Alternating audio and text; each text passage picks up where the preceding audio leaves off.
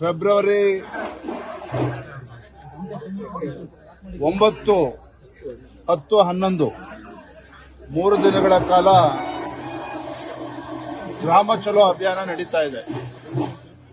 ನಮ್ಮ ರಾಷ್ಟ್ರೀಯ ಅಧ್ಯಕ್ಷರು ನಡ್ಡಾಜಿಯವರ ಅಪೇಕ್ಷೆಯಂತೆ, ನಮ್ಮ ಹೆಮ್ಮೆಯ ಪ್ರಧಾನಮಂತ್ರಿ ನರೇಂದ್ರ ಮೋದಿಜಿಯವರ ಒಂದು ಅಪೇಕ್ಷೆಯಂತೆ ಈ ಒಂದು ಗ್ರಾಮ ಚಲೋ ಅಭಿಯಾನಕ್ಕೆ ಒಂದು ಚಾಲನೆಯನ್ನು ನೀಡಿದ್ದೇವೆ. ನಮ್ಮ ಕರ್ನಾಟಕ ರಾಜ್ಯದಲ್ಲಿ 28,000ಕ್ಕೂ ಹೆಚ್ಚು ಹಳ್ಳಿಗಳು, 19,000 ನಗರ ಬೂತ್ಗಳಲ್ಲಿ ಒಟ್ಟಾರೆಯಾಗಿ 42,000 ಕಾರ್ಯಕರ್ತರು ಇವತ್ತಿನಿಂದ 3 ದಿನಗಳ ಕಾಲ ನಿರಂತರವಾಗಿ ಈ ಗ್ರಾಮ ಚಲೋ ಅಭಿಯಾನದಲ್ಲಿ ಭಾಗವಹಿಸ್ತಾ ಇದ್ದಾರೆ. ನಾನಿವತ್ತು ನಮ್ಮ ಯಶವಂತಪುರ ವಿಧಾನಸಭಾ ಕ್ಷೇತ್ರದಲ್ಲಿ ಬೂತ್ ನಂಬರ್ 455 ಮತ್ತು 454 ಈ ಬೂತ್ಗಳಲ್ಲಿ ಗ್ರಾಮ ಚಲೋ ಅಭಿಯಾನಕ್ಕೆ ಚಾಲನೆಯನ್ನು ಕೊಟ್ಟಿದ್ದೇನೆ.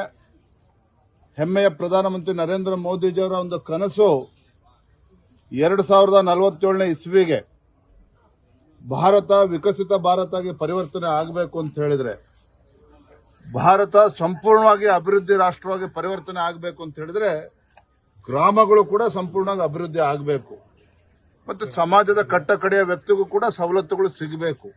ಈ ನಿಟ್ಟಿನಲ್ಲಿ ಈ ಒಂದು ಗ್ರಾಮ ಚಲೋ ಅಭಿಯಾನ ಒಂದು ಉತ್ತಮ ರೀತಿಯ ಒಂದು ಅಭಿಯಾನ ಆಗ್ತದೆ.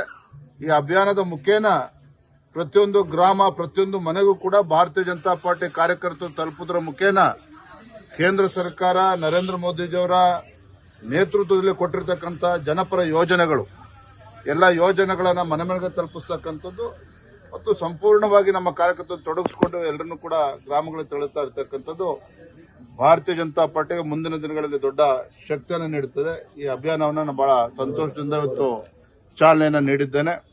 ಮತ್ತು ಇವತ್ತು ಗೋಡೆ ಬರಹ ಕೂಡ ಮೋದಿ ಮತ್ತೊಮ್ಮೆ ಅಂತಕ್ಕಂಥ ವಿಚಾರವನ್ನು ಮುಂದಿಟ್ಕೊಂಡು, ಮೋದಿ ಮತ್ತೊಮ್ಮೆ ಅಂತ ಹೇಳಿದ್ರೆ ಈ ದೇಶದ ಪ್ರಧಾನಮಂತ್ರಿ, ಈ ದೇಶದ ಭವಿಷ್ಯವನ್ನು ರೂಪಿಸ್ತಾ ಇರ್ತಕ್ಕಂಥ ನಮ್ಮ ಹೆಮ್ಮೆಯ ಪ್ರಧಾನಮಂತ್ರಿ ನರೇಂದ್ರ ಮೋದಿಜಿಯವರು 3ನೇ ಬಾರಿಗೆ ದೇಶದಲ್ಲಿ ಪ್ರಧಾನಮಂತ್ರಿ ಆಗಬೇಕು. ಏನು ಕಳೆದ 10 ವರ್ಷದಲ್ಲಿ ಮಾಡ್ತಾ ಇರ್ತಕ್ಕಂಥ ಅಭಿವೃದ್ಧಿ ಕೆಲಸ ಕಾರ್ಯಗಳು ದೇಶದ ಕಟ್ಟಕಡೆಯ ವ್ಯಕ್ತಿಗೂ ಕೂಡ ತಲುಪಬೇಕು ಅನ್ನೋ ನಿಟ್ಟಿನಲ್ಲಿ ಕೇವಲ ಇದು ಭಾರತೀಯ ಜನತಾ ಪಾರ್ಟಿ ಕಾರ್ಯಕರ್ತರ ಆಶಯ ಅಲ್ಲ, ಈ ದೇಶದ ಪ್ರತಿಯೊಬ್ಬರೂ ಕೂಡ ಮೋದಿಯವರು ಮತ್ತೊಮ್ಮೆ ಪ್ರಧಾನಮಂತ್ರಿ ಆಗಬೇಕು.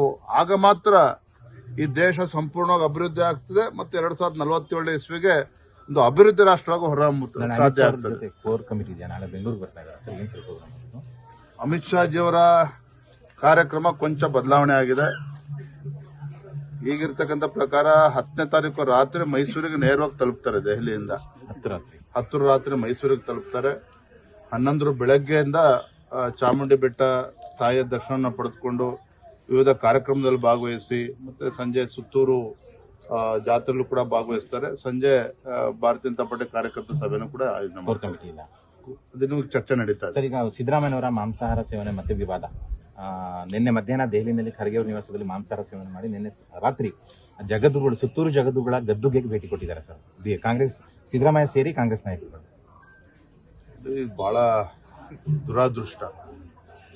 ಸಿದ್ದರಾಮಯ್ಯನವರು ರಾಜ್ಯದ ಮುಖ್ಯಮಂತ್ರಿಗಳು ಅನ್ನೋದನ್ನು ಎಲ್ಲೋ ಒಂದ್ ಕಡೆ ಮರಿತಾ ಇದ್ದಾರೆ ಅಂತಕ್ಕಂಥದ್ದು ನನ್ನ ಭಾವನೆ. ಮತ್ತು ಇದು ಮೊದಲ ಬಾರಿ ಏನಲ್ಲ, ಹಲವಾರು ಸಂದರ್ಭದಲ್ಲಿ ಈ ರೀತಿ ಘಟನೆಗಳು ಪುನರಾವರ್ತನೆ ಆಗ್ತಾ ಇರ್ತಕ್ಕಂಥದ್ದು. ನೋಡಿ, ಮುಖ್ಯಮಂತ್ರಿಗಳು ಅಥವಾ ಸಿದ್ದರಾಮಯ್ಯನವರು ಅವರು ದೇವರ ಬಗ್ಗೆ ಎಷ್ಟು ಭಕ್ತಿ ಭಾವನೆ ಇಟ್ಕೊಂಡಿದ್ದಾರೆ ಅದು ಬೇರೆ ಮಾತು. ಅದೊಬ್ಬ ರಾಜ್ಯದ ಮುಖ್ಯಮಂತ್ರಿ ಆಗಿ ತಮ್ಮ ನಡವಳಿಕೆಯನ್ನ ಪ್ರತಿಯೊಬ್ಬರು ಕೂಡ ಗಮನಿಸ್ತಾ ಇರ್ತಾರೆ. ಪ್ರತಿಯೊಬ್ಬ ಸಮಾಜ, ಪ್ರತಿಯೊಬ್ಬ ವ್ಯಕ್ತಿನೂ ಕೂಡ ಗಮನಿಸ್ತಾ ಇರ್ತಾರೆ. ಈ ರೀತಿ ಆಗಿರ್ತಕ್ಕಂಥ ಘಟನೆ ನಿಜವಾಗ್ಲೂ ಕೂಡ ಇದು ಖಂಡನೀಯ. ಇದು ಅದರಲ್ಲೂ ಕೂಡ ಸುತ್ತೂರು ಗದ್ದುಗೆಗೆ ಒಂದು ಪವಿತ್ರ ಸ್ಥಾನಕ್ಕೆ ಭೇಟಿಯನ್ನು ಕೊಟ್ಟಿರ್ತಕ್ಕಂಥ ನಿಜವಾಗ್ಲೂ ಕೂಡ ಇದು ದುರಂತ. ಇದು ನಿಜವಾಗ್ಲೂ ಕೂಡ ದುರಂತನೇ. ಇದು ಯಾಕೆ ಈ ರೀತಿ ಪದೇ ಪದೇ ರೀತಿ ಕಟ್ಟಿಕೊಂಡು ನಡೀತಾ ಇದೆ, ಅವರೇ ಉತ್ತರ ಕೊಡ್ಬೇಕು ಮಾನ್ಯ ಮುಖ್ಯಮಂತ್ರಿಗಳು. ಒಂದ್ ಕಡೆ ನನ್ನ ಭಾಷಣ ಮಾಡ್ತಾರೆ, ಅಣ್ಣ ಬಸವಣ್ಣವ್ರನ್ನ ನೆನ್ಪು ಮಾಡ್ಕೊಳ್ತಾರೆ. ಅಂದ್ರೆ ನಡೆಗೂ ನುಡಿಗೂ ಅಜಗಜಾಂತರ ವ್ಯತ್ಯಾಸ ಇರ್ತಕ್ಕಂಥದ್ದು. ನಡೆಗೂ ನುಡಿಗೂ ಅಜಗಜಾಂತರ ವ್ಯತ್ಯಾಸ ಇರ್ತಕ್ಕಂಥದ್ದು. ಇದು ಎಲ್ಲ ಒಂದ್ ಕಡೆ ಯಾವುದೋ ಒಂದು ಸಮಾಜಕ್ಕೆಲ್ಲ, ಇಡೀ ರಾಜ್ಯದಲ್ಲಿರ್ತಕ್ಕಂಥ ಎಲ್ಲ ಭಕ್ತರ ಒಂದು ಭಾವನೆಗೆ ಧಕ್ಕೆ ಬರ್ತಕ್ಕಂಥ ರೀತಿಯಲ್ಲಿ ಮುಖ್ಯಮಂತ್ರಿಗಳು ನಡ್ಕೊಳ್ತಾ ಇರ್ತಕ್ಕಂಥದ್ದು ನಿಜವಾಗ್ಲೂ ಕೂಡ ಇದು ದುರಾದೃಷ್ಟ, ಈ ನಾಡಿನ ದುರಾದೃಷ್ಟ ಅಂತ ನಾನು ಹೇಳಿದ್ವಿ. ನೀವು ಬಂದರೂ ಕೂಡ ಕ್ಷೇತ್ರಕ್ಕೆ ಎಷ್ಟು ಸಂಶಕರು ಗೈರಾಗಿದ್ದಾರೆ? ಏನಣ್ಣ ಎಷ್ಟು ಸಂಶಕರು ಗೈರಾಗಿದ್ದಾರೆ? ಏನ್ ಸರ್ ಸಂದೇಶ ಇದೆ? ಬರ್ತಾ ಇದ್ದಾರೆ, ಒಂದು ಸ್ವಲ್ಪ 10 ನಿಮಿಷ ಬಿಟ್ಟು ಪ್ರಶ್ನೆ ಕೇಳಿದ್ರೆ ಉತ್ತರ ಸಿಗುತ್ತೆ. ಸರ್ ಇನ್ನೊಂದು ಟೈಮ್ಸ್ ನಾವು ಸರ್ವೆ ಮಾಡಿದೆ ಸರ್. ಕರ್ನಾಟಕದಲ್ಲಿ ದೋಸ್ತಿ ಪಕ್ಷಗಳು 23, ಕಾಂಗ್ರೆಸ್ 5, ಅಂದ್ರೆ 23 ಅಂದ್ರೆ 2 JDS 21 ಬಿಜೆಪಿ ಸೇರಿ ಇಷ್ಟು ಬರುತ್ತೆ ಅಂತ ಹೇಳಿದ್ದಾರೆ. ದೇಶದಲ್ಲಿ ಬಿಜೆಪಿ ಮಾತ್ರ 323 ಗಳಿಸುತ್ತೆ ಅಂತ ಸರ್ವೆದಲ್ಲಿ ಬಂದಿದೆ ಸರ್. 23 ಇಡೀ ದೇಶದಲ್ಲಿ ನರೇಂದ್ರ ಮೋದಿಜಿಯವರ ಪರವಾದಂತ ಒಂದು ಅಲೆ ಎಲ್ಲ ಕಡೆ ನಾವು ನೋಡ್ತಾ ಇದ್ದೇವೆ. ಸಹಜವಾಗಿ ಕರ್ನಾಟಕ ರಾಜ್ಯದಲ್ಲೂ ಕೂಡ ಆ ವಾತಾವರಣ ಇವತ್ತು ಭಾರತೀಯ ಜನತಾ ಪಾರ್ಟಿಯ ಪರವಾಗಿ ನಿರ್ಮಾಣ ಆಗಿದೆ. ನರೇಂದ್ರ ಮೋದಿಜಿಯವರು ಮೋದಿ ಮತ್ತೊಮ್ಮೆ ದೇಶದ ಭವಿಷ್ಯದ ದೃಷ್ಟಿಯಿಂದ ಅಂತೇಳಿ ಜನರಿಗೆ ಮನವರಿಕೆ ಆಗಿದೆ.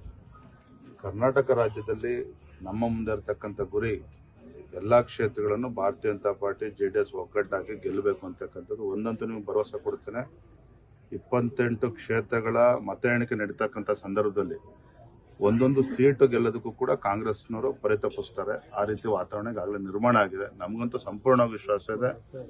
ಒಂದು ಕಡೆ ನಮ್ಮ ಕಾರ್ಯಕರ್ತರು ಇವತ್ತು ರಣೋತ್ಸಾಹದಲ್ಲಿದ್ದಾರೆ, ಮತ್ತೊಂದು ಕಡೆ ಮತದಾರರು ಬಹಳ ಉತ್ಸಾಹದಲ್ಲಿದ್ದಾರೆ ಮೋದಿ ಮತ್ತೊಮ್ಮೆ ಅನ್ನುವ ವಿಚಾರದಲ್ಲಿ.